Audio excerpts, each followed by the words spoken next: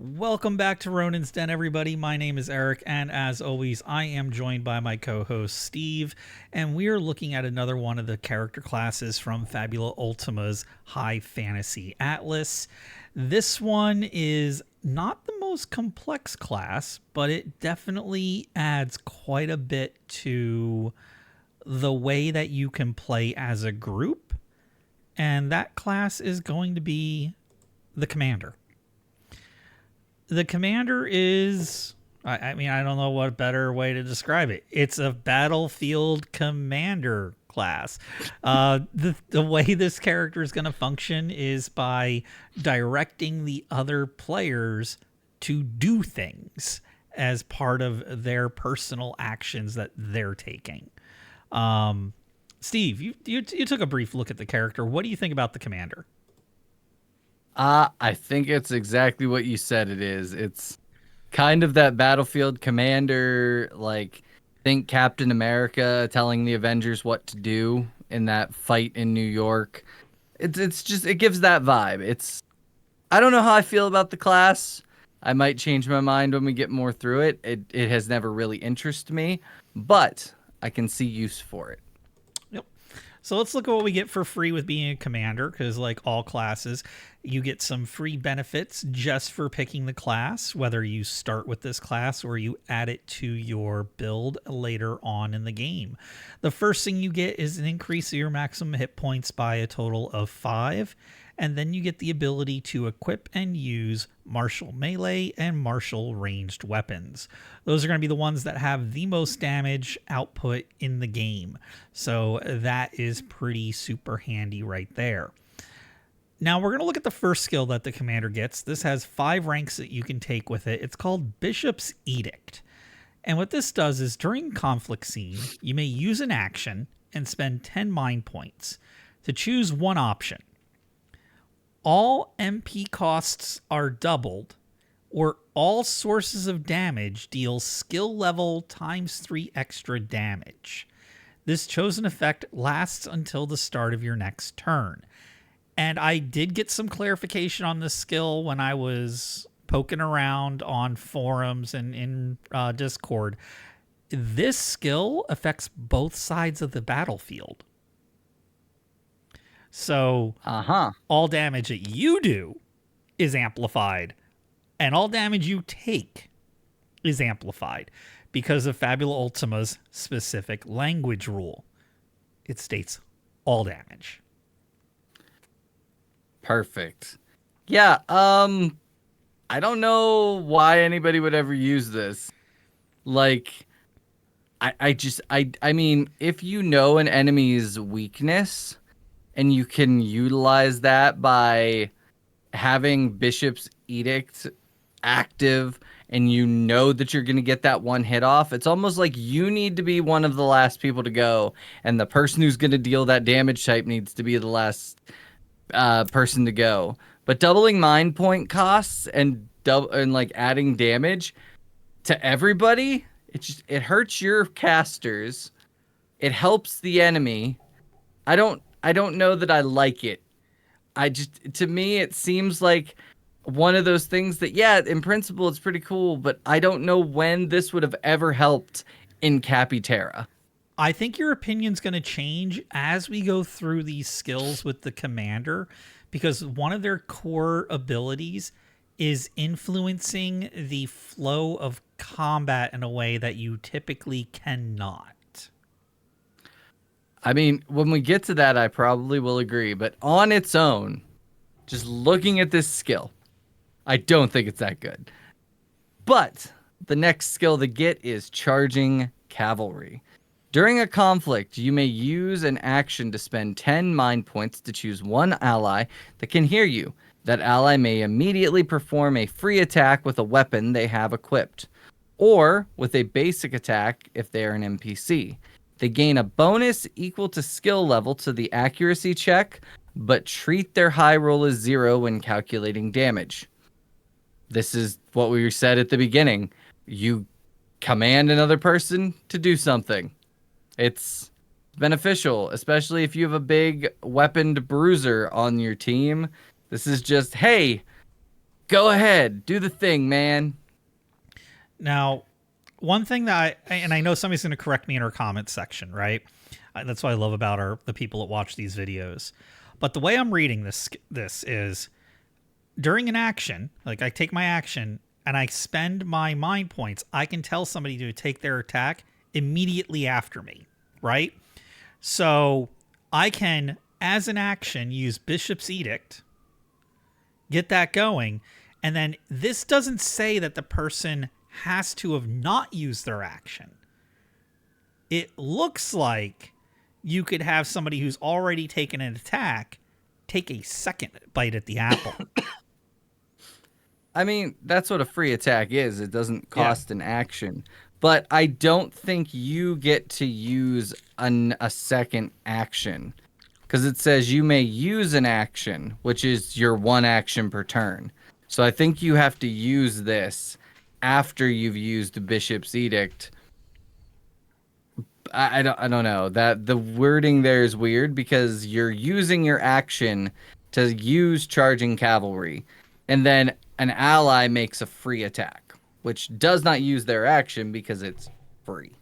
Yeah. So I don't think it works that way, personally. So the next one's going to be Crushing Chariot. And this one is after you use Bishop's Edict, Charging Cavalry, or King's Castle, you may choose another player that can hear you who is yet to take their turn this round. That character may take their turn immediately after yours during this round. So you can use your Charging Cavalry, Bishop's Edict, and then force an action from another player on your team. Listen, that makes Bishop's Edict kind of better, right? Like if you have 5 skill points in Bishop's Edict and you know your spellcaster's going after you and you've given them additional damage at 15 points of extra damage with their weakness, which is now 30, that makes it worth it. Because you are doing a 30-point swing immediately after you've given it to them, on top of whatever damage their spell is doing. So if you have the Elementalist, this thing is at weak to fire. They're doing 30 fire damage, which is now 60, plus 15 of yours, which is now 30. You went from 60 points of damage to 90 points of damage, which is substantial. If you have that combination, it is worth it. Like I said, though, on its own, Bishop's Edict isn't that good. But if you have this, it makes it pretty good. It's a good combo to have. Yeah. The next skill they get is King's Castle. During a conflict, you may use an action to spend 10 mind points to choose one option. No creature can recover hit points or mind points. Or all effects that restore mind points restore skill level times 5 additional mind points. The chosen effect lasts until the start of your next turn. All in all, being able to get your allies back more mind points, if you mix this with like the Chanter and the abilities we talked about in the last video, you're giving them more mind points back. It's not bad. It's not bad. Same thing with hit points. I mean, how many times would this have benefited us with Celine being able to get those hit points back? But then you combine this with Crushing Chariot and you throw some damage out immediately after that heal. Yeah. Yeah. Bad. Yeah. And then our last skill is Queen's Gambit. During a conflict, you may use an action to perform a free attack with a weapon you have equipped, treating your high roll as 0, which is practically standard with free attacks. After the attack is resolved, choose one option. One ally who can hear you recovers 5 plus skill level times 5 hit points, or you may immediately use a skill you acquired amongst Bishop's Edict, Charging Cavalry, or King's Castle. Now, in my opinion, Queen's Gambit is the skill. When you build a commander, Queen's Gambit is the core of a commander build because that's what's going to let you take an attack. Now you're going to be doing the high roll is 0, but then you can call out a Bishop's Edict. Then you could call out a Charging Cavalry. And then what's the best thing about that after you do a Charging Cavalry or a Bishop's Edict? You can do a Crushing Chariot.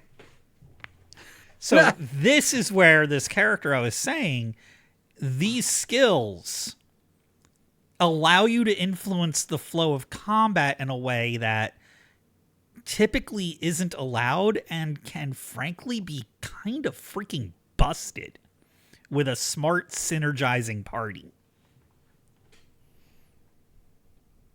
Yeah. I mean, you're not wrong there. I just feel like there's a lot to it. For how simple this class is, there's a lot of complexity here, which I don't know that I personally like. Like, if you're going to have a complexity, be complex. Don't look simple and then throw complexity onto me. I don't know.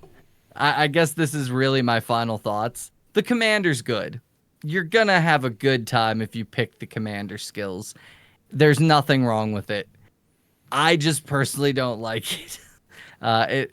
I don't ever see myself using commander is what I'll say. But if you do like it and you think this is cool, awesome. You're going to have a good time. Yeah. My final thoughts are a little bit different than yours. I actually really like the commander. I just think it's a class that's very easy to use wrong. And unless you spend the time to build it properly, and with your character, you have to almost center your entire build around commander at first to get the most out of it. And if you don't do it right, this is a bad character class. You have to play this right. Yeah, like I said, a lot of the skills in a vacuum aren't that good. But once you get that like steamroll with it, it's pretty powerful and potent. But anyways, that's our review of the commander class. Eric and I are kind of on different sides of the fence of this one, which is kind of rare. But as always, you can catch us on our bi-weekly game of Capiterra that is recorded on Saturdays and streamed on our Twitch. But we also post it here on YouTube every Sunday after we record one of those. We also have a 2E Dungeons & Dragons, Advanced Dungeons & Dragons game where we are going through the Night Below box set, which has been an absolute blast. I think it is wonderful and fun, and you should totally check it out. Eric has been doing breakdowns of 2nd edition, which is quite fun as well. And we are also doing breakdowns of the Legends of Kralis with the creator, Levi Davis, at the table with us, discussing those for rules, questions, and clarifications. As always, please smash that like button. It helps us tremendously, and we will see you in the next video.